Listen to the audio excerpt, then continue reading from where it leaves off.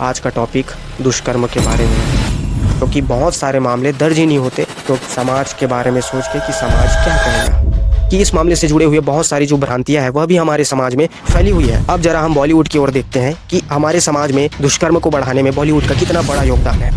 कि मनु भास्कर ने दो मेडल जीता हमारे देश में, लेकिन उसके प्रेम प्रसंगों के बारे में लोगों को और मीडिया को जानने में ज़्यादा ही दिलचस्पी है। आप अपनी शादी को लेकर क्या कहना चाहेंगे आप मनु भास्कर के बारे में सर्च कीजिए, देखिए मीडिया में क्या क्या ढूंढने को मिल रहा है। दोस्त, आज हम समाज के उस हिस्से के बारे में बात करने जा रहे हैं जिसके बारे में आमतौर पर लोग बात करने से घबराते हैं, या बात करने से शर्माते हैं, या बात करने में जिन्हें लाज लगता है कि ये चीज़ें हमारे समाज में एग्जिस्ट करती हैं। हाँ दोस्त, आज का टॉपिक दुष्कर्म के बारे में है। उत्तर प्रदेश के हाथरस जिले में 14 सितंबर को एक और निर्भया कांड हुआ। 19 साल की लड़की के साथ गया परिंदों ने उसके साथ इतनी बदसलूकी की जिसे सुनकर किसी के भी रोंगटे खड़े हो गए। मामला हंसती मुस्कुराती निर्भया को क्या पता था कि देश की राजधानी दिल्ली में रात को फिल्म देखकर लौटना उसे इतना भारी पड़ेगा कि इसकी कीमत उसे जान देकर चुकानी होगी। सीबीआई सूत्रों की माने तो कातिल संजय रॉय ने सीबीआई की पूछताछ में कबूल किया है कि उसी ने ट्रेनी लेडी डॉक्टर की हत्या की है। उसने कहा कि महिला डॉक्टर की साथ इसने हत्या कर दी क्योंकि वो लगातार चिल्ला रही थी। दुष्कर्म एक ऐसा घिनौना अपराध है जो पीड़ित के मानसिक, शारीरिक और भावनात्मक रूप से गहरी चोट पहुंचाता है। दुर्भाग्य से यह भारत में एक गंभीर समस्या बनी हुई है और आंकड़े इस बात की ओर इशारा करते हैं कि इस अपराध को रोकने के लिए बहुत सारी रणनीतियों की जरूरत है। आज की इस वीडियो में हम जानेंगे कि यह दुष्कर्म क्या है, भारत में इसके बढ़ते मामलों के पीछे का कारण और इसे रोकने के लिए प्रभावी उपाय क्या हो सकते हैं। सेक्शन 1।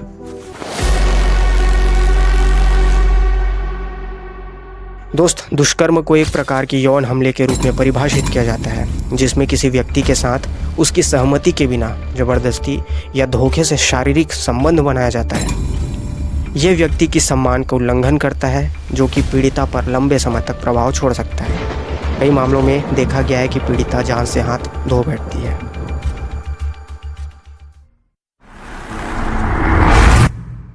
भारत में दुष्कर्म एक व्यापक समस्या है जिसमें हर साल हजारों मामले दर्ज होते हैं। हालांकि डर या फिर सामाजिक कलंक कि लोग क्या बोलेंगे और कानूनी व्यवस्था में अविश्वास के कारण असल संख्या इससे कहीं अधिक हो सकती है।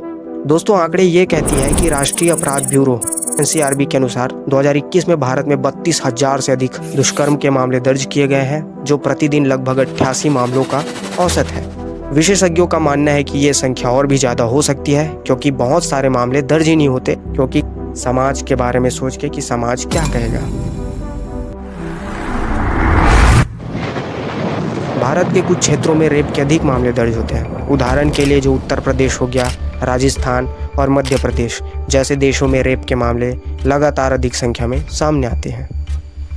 पितृसत्तात्मक समाज, महिलाओं का ऑब्जेक्टिफिकेशन, उसके अलावा जातिगत संघर्ष जो हम अभी के समय में मैती और कुकी में देख रहे हैं, मणिपुर में, और महिलाओं के खिलाफ हिंसा को सामान्य मान लेना इस समस्या को और भी ज़्यादा बढ़ाता है।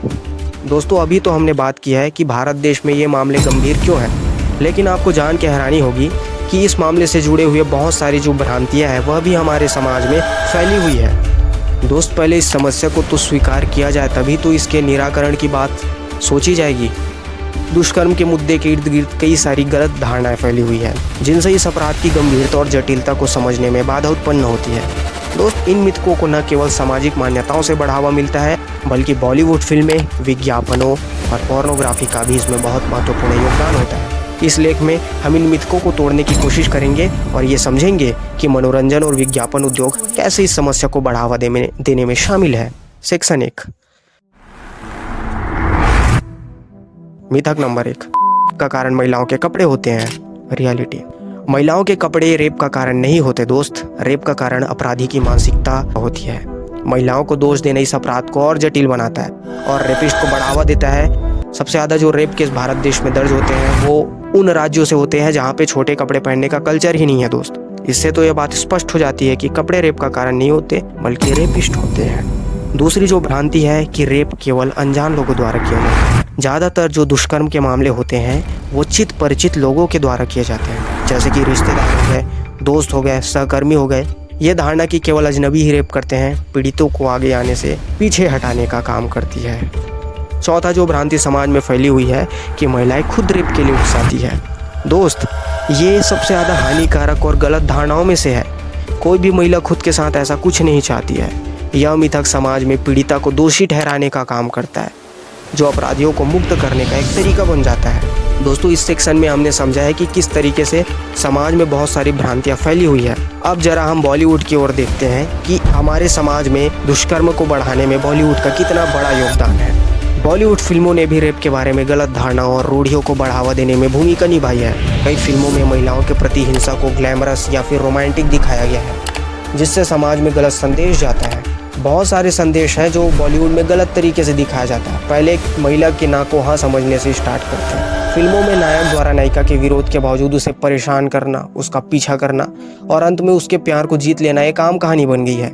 महिला की ना को हाँ समझना भाई सबसे बड़ी घटिया बेवकूफ़ी भरे कॉन्सेप्ट में से है, जिसे बॉलीवुड और बॉलीवुड को देखने वाले लोग बड़े ही चाव के साथ मजा लेके देखते हैं। दूसरा, जो बॉलीवुड हमें दिखाता है कि विवाह के बाद महिला की इच्छा की अनदेखी की जा सकती है। सहमति के बगैर किया गया कोई सा भी काम दुष्कर्म की श्रेणी में आता है दोस्त, चाहे वो विवाह से पहले हो चाहे वो विवाह के बाद। तीसरा, बॉलीवुड हमें अच्छे से सिखाता है कि विलन के रूप में रेपिस्ट का चित्रण।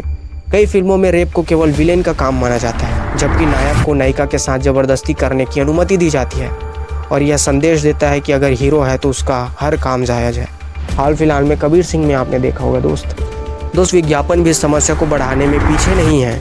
कई विज्ञापनों में महिलाओं को केवल भोग की वस्तु के रूप में दिखाया जाता है, चाहे वो कपड़े का विज्ञापन हो, परफ्यूम का हो, कोई अन्य प्रोडक्ट का हो। महिलाओं के शरीर को मुख्य आकर्षण के रूप में पेश किया जाता है। इससे ये संदेश जाता है कि महिला की कीमत उसके शरीर तक ही सीमित है। हाल फिलहाल में आपने देखा होगा कि मनु भास्कर ने 2 मेडल जीता हमारे देश में, लेकिन उसके प्रेम प्रसंगों के बारे में लोगों को और मीडिया को जानने में ज़्यादा ही दिलचस्पी है। आप अपनी शादी को लेकर क्या कहना चाहेंगे आप? आप मनु भास्कर के बारे में सर्च कीजिए, देखिए मीडिया में क्या क्या ढूंढने को मिल रहा है।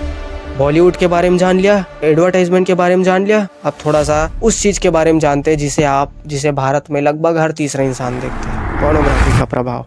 पोर्नोग्राफी में दिखाए गए काल्पनिक दृश्य वास्तविकता से काफ़ी अलग होते हैं, जहां अक्सर बिना सहमति के यौन क्रियाओं को दिखाया जाता है। इससे दर्शकों के मन में यह धारणा बनती है कि इस प्रकार का व्यवहार सामान्य और स्वीकार्य है। पॉर्न वीडियो में अक्सर महिलाओं के प्रति निरादर दिखाया जाता है, जहां उन्हें बिना सहमति के जबरदस्ती या फिर धोखे से यौन क्रियाओं के लिए मजबूर किया जाता है। इससे यौन हिंसा को सामान्य बनाने में मदद मिलती है। दोस्त, पोर्नोग्राफी देखने से दर्शकों के मन में यौन संबंधों के अस्वस्थ और अवास्तविक मानक बन जाते हैं। ये जो पैमाने होते हैं वो अक्सर महिलाओं की सहमति और सम्मान की अनदेखी करते हैं, जो यौन हिंसा की संस्कृति को बढ़ावा देता है। दोस्तों, ये था कि किस तरीके से एडवर्टाइजमेंट का, बॉलीवुड का और जो अश्लील वीडियोस होती है वो हमारे समाज को किस तरीके से प्रभावित करती है। दोस्तों, सेक्शन 4 में हम जानेंगे कि इसे किस तरीके से रोका जा सकता है। दोस्त, यौन हिंसा से संबंधित कानूनों को मजबूत करने की जरूरत है, जिसमें वैवाहिक बलात्कार को अपराध के रूप में मान्यता देना शामिल है। पीड़ितों के लिए शीघ्र न्याय सुनिश्चित करने के लिए कानूनी प्रक्रिया में तेजी लानी चाहिए। दोषी ठहराए गए बलात्कारियों के लिए कड़ी सजा का प्रावधान करना चाहिए, सुनिश्चित करना चाहिए, ताकि ये निवारक के रूप में कार्य कर सके।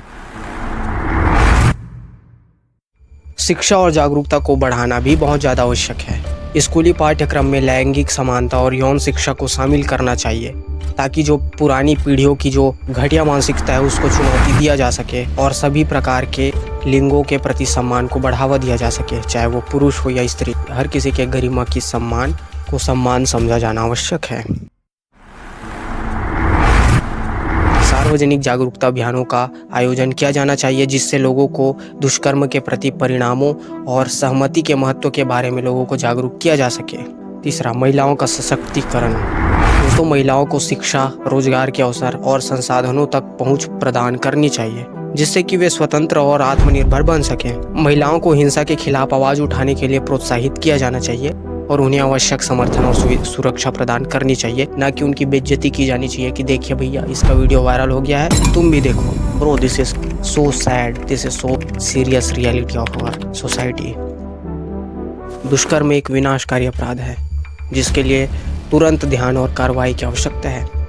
भारत में इसकी बढ़ती घटनाओं के कारणों को समझ के और व्यापक रोकथाम की रणनीतियों को लागू करके हम एक सुरक्षित और न्याय संगत समाज की दिशा में काम कर सकते हैं।